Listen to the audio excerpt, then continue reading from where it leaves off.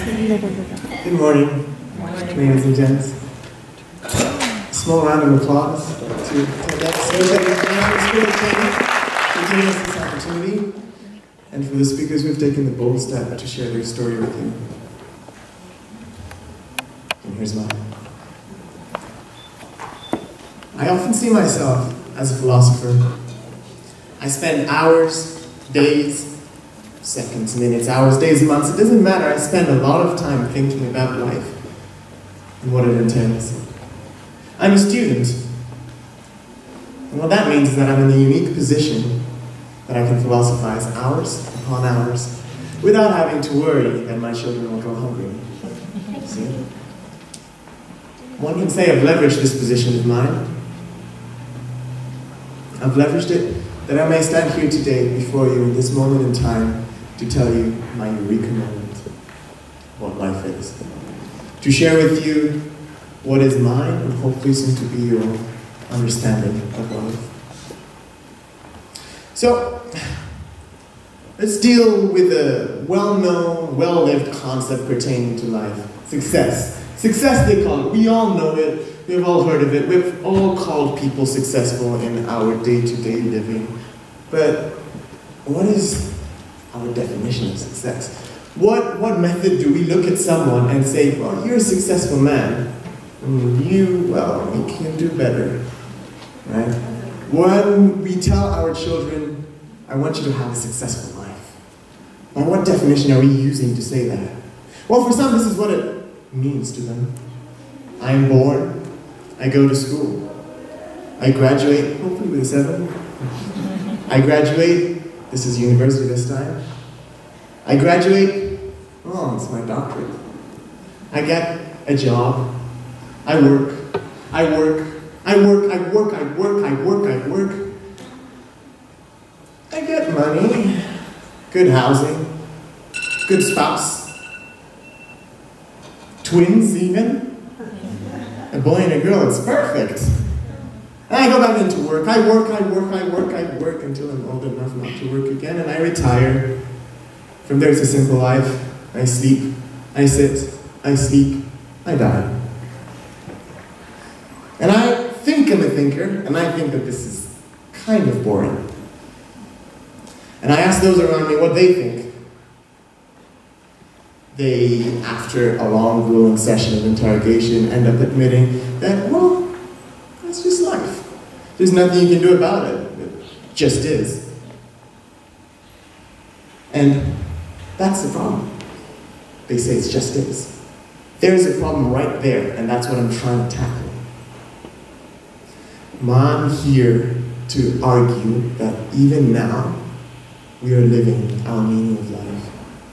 Well, Amani, what's this meaning of life you're talking about? Well, some call it philanthropy.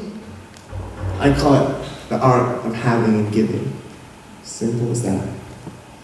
You see, I have a belief that everything we do, no matter what it is, anything we touch our hands with, anything we act upon, aligns with a natural order of things. A natural order very nicely resembling diffusion.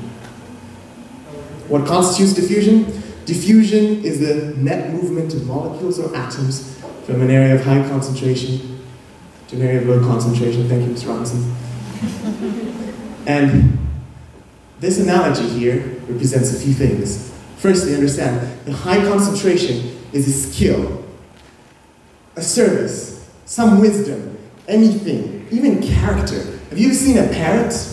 A child normally emulates the way that parent walks, the way the parent talks, the way the parent responds to situations, the way the parent comments on anything. That child will emulate. Willingly or unwillingly, consciously or unconsciously, there is a learning process happening there. And that parent, knowingly or unknowingly, has not just done the work of a mediator by giving birth to a child, but is also passing down knowledge. And I'm here to say that all of us right now are passing down knowledge in anything we do. In anything whatsoever that we do. A good example is you, a lady. She stood here, told her story. A good example is a teacher who stands in front of the children and gives their knowledge and imparts it upon them. Anything, even a policeman or a fireman, who you don't normally think is giving back, well, he is giving service, giving work, anything whatsoever. And that's what I'm here to say. As simple as that. And well, I'm here to tell you that day by day, each one of us, by our very act of breathing and living, we are giving. Well, we are philanthropists. We are conduits and catalysts for love, for giving. What does this mean? Well, it means that we can stand day by day without having to reach and worry about reaching this certain level before we give back. You know, we have this notion in our heads that only philanthropists, only big organizations can give back, have that opportunity of giving back. That's not true. That's not true. That's all I'm here to say. Now, imagine, since every day, day by day, we are already giving, imagine if we did it with intent. Imagine if I helped you and you helped me because I wanted to help you, not because my job determined it. Not because I enlisted as an army officer do I go there and help my country. It's because I have the heart to do it. Imagine a world like that. They call it success. Well, if I found that the mundane processes of living was boring, this is quite interesting to me. Thank you.